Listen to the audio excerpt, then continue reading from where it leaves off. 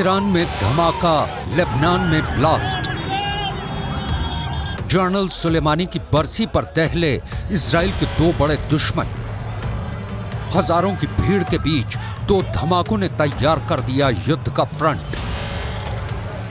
अब ईरान पर सबकी नजरें हैं, अब हिजबुल्लाह पर सबकी नजरें हैं, क्योंकि ईरान के किरमान में हमला हुआ और उससे पहले लेबनान में हुआ ड्रोन अटैक।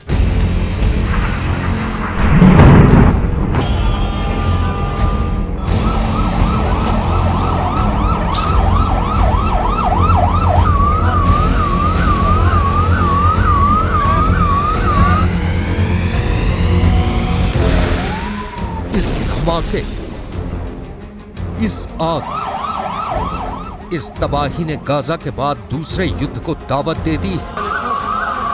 ये लेबनान की राजधानी बेरूत है और अब अगला युद्ध 24 घंटे के अंदर शुरू होने का खतरा है।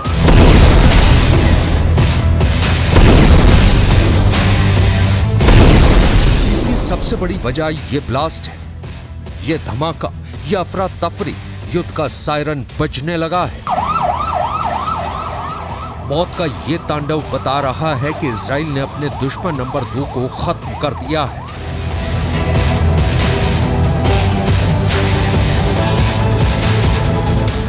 इजराइल ने हमास के पॉलिटिकल ब्यूरो के डिप्टी प्रमुख सालेह अल अरूरी को मार डाला है। लेबनान के बेरूत में हुई ड्रोन स्ट्राइक में हमास के कई अधिकारी मारे गए हैं और इसमें सालेह अल अरूरी सबसे बड़ा नाम है।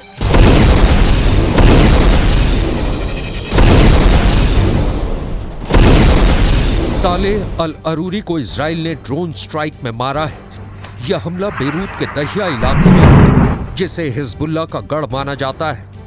दहिया में जब सालेह अल अरूरी को हमास के ऑफिस के करीब देखा गया, तब इजराइल का ड्रोन मौत बनकर टूट पड़ा।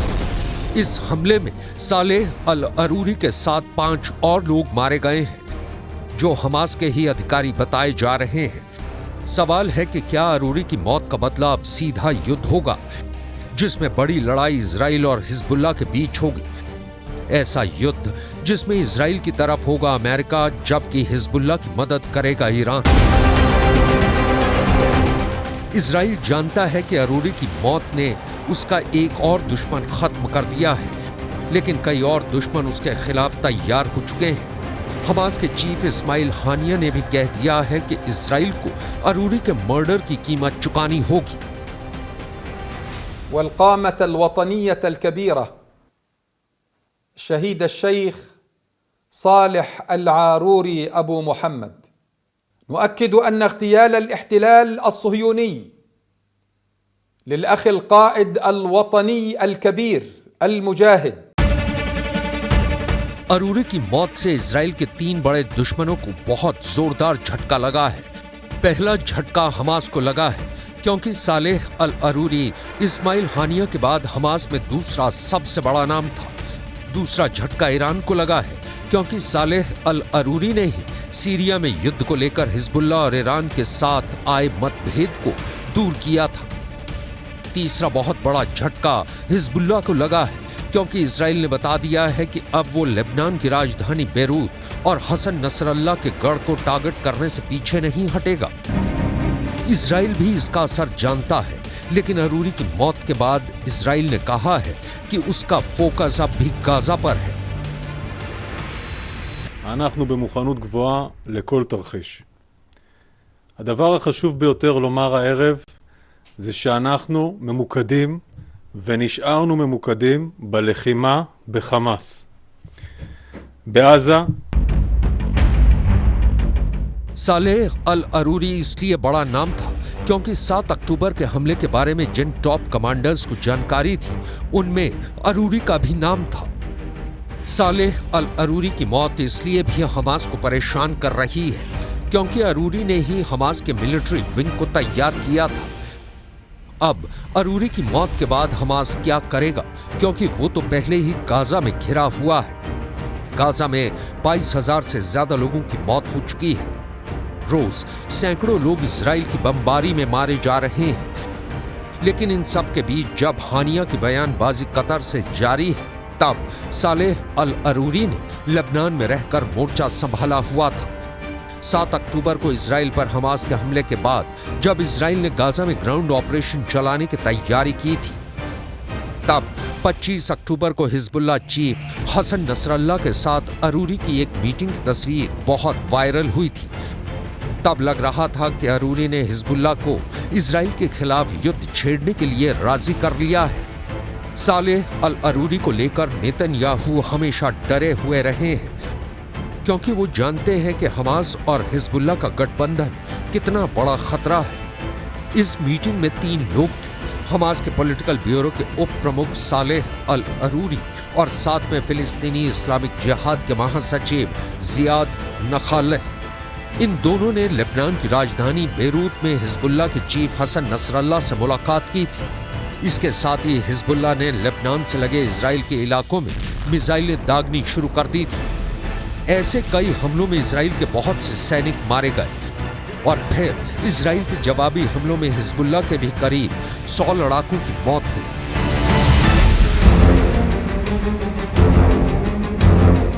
लिहाजा इजराइल का उत्तरी बॉर्डर लगातार उबल रहा था और इसकी वजह साफ तौर पर सालेह अल अरूरी और नसरल्लाह की मीटिंग थी। यही वजह है कि अमेरिका ने अरूरी की जानकारी देने के लिए 40 करोड़ रुपए का इनाम रखा था। लेकिन अब अरूरी के मारे जाने के बाद इजराइल तो बहुत खुश है, लेकिन अमेरिका की टेंशन बढ़ गई है। दरअसल जब अरूरी पर हमला हुआ तब अमेरिका अपने एयरक्राफ्ट कैरियर जेराल्ड फोर्ड को लाल सागर से हटाने का फैसला कर चुका था। इसका मतलब है कि अमेरिका अब इस वॉर जोन से हटना चाहता है या इसमें और ज्यादा नहीं उलझना चाहता। लेकिन हिजबुल्लाह और इजराइल के बीच युद्ध शुरू हुआ तो अमेरिका को इलाके में रुकना होगा और इजराइल का साथ देना पड़ेगा।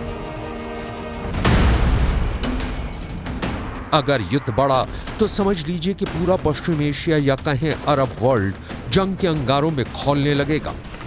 हजारों लाखों मौत होने का खतरा है, क्योंकि अब इजराइल ने मधुमक्खी का वो छत्ता हिला दिया है जो गाजा में हजारों लोगों और बच्चों की मौत के बावजूद शांत था। इसकी बहुत बड़ी वार्निंग अब संयुक्त राष्ट्र से भी आ गई है। संयुक्त राष्ट्र महासचिव के प्रवक्ता फ्लोरेंसिया नीनो ने जो कहा है उसे बहुत गौर से समझिएगा। Because of the escalating tensions and the fragility of the situation in the region, we are calling for maximum restraint from all parties. We don't want any rash actions that could trigger further violence. अगर Hezbollah ने Lebanon Israel border पर हमले तेज किए और खुल्लम खुल्ला युद्ध का ऐलान कर दिया तो इजराइल पर दबाव पड़ेगा। इस बात से इजराइल भी वाकिफ है।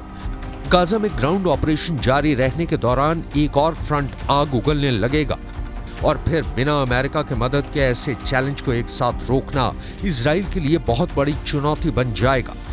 गाजा में हमास के लड़ाकों की तादाद 40 से 50 हजार के करीब है, जिसमें से बहुत से मारे भी जा चुके हैं। उत्तर की तरफ लेबनान में मिलिशिया हिजबुल्लाह की तादाद 1 लाख से ज्यादा है और ये सुपर एक्टिव है।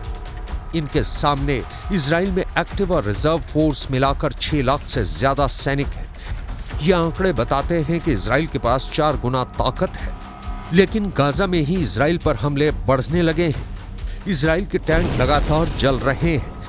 हमास ने वीडियो जारी करके बताया है कि कैसे वो छुप छुप कर इजराइल के टैंक को उड़ा रहा है।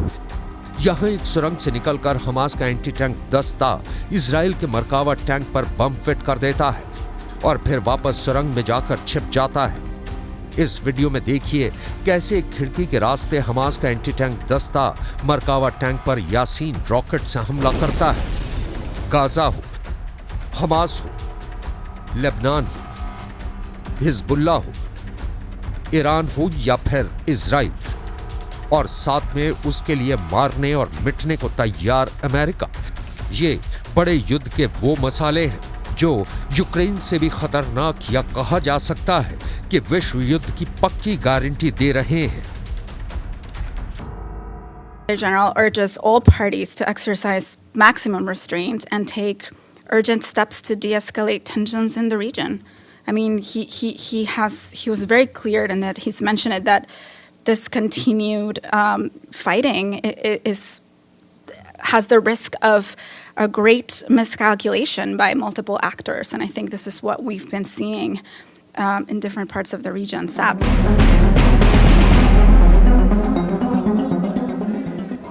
इस वक्त गाजा के बाद वेस्ट बैंक में भी युद्ध के हालात बनते हुए नजर आ रहे हैं। सालेह अल अरूरी की मौत के बाद वेस्ट बैंक में प्रदर्शन शुरू हो गए हैं। सड़कों पर हजारों लोग इजराइल के खिलाफ उतर आए हैं। जाहिर है कि गाजा के बाद अब अरूरी की मौत का गुस्सा वेस्ट बैंक में किसी भी वक्त फूट सकता है।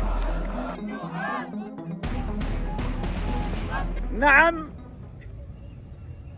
أبو محمد ليس كأي واحد منا وليس أي شخصية بسيطة. الشيخ صالح كما تفضل أخي هو رمز للوحدة، هو رمز للمقاومة. هو لم يفهم في يوم من الأيام إلا لغة واحدة هي مواجهة هذا المحتل. देखा जाए तो वेस्ट बैंक इजराइल के खिलाफ 5वां मोर्चा है। इससे पहले गाजा की लड़ाई है, हिजबुल्लाह से लड़ाई है, हूथी से युद्ध का खतरा बढ़ता जा रहा है। इराक में ईरान समर्थित हश्द अल शाबी ने अमेरिका के ठिकानों पर हमले बढ़ा दिए हैं। अरूरी की मौत के बाद ये मोर्चे और मजबूत होंगे, इसमें कोई शक नहीं। ये युद्ध फैला तो समझ लीजिए कि बहुत से देश इसकी चपेट में आ जाएंगे।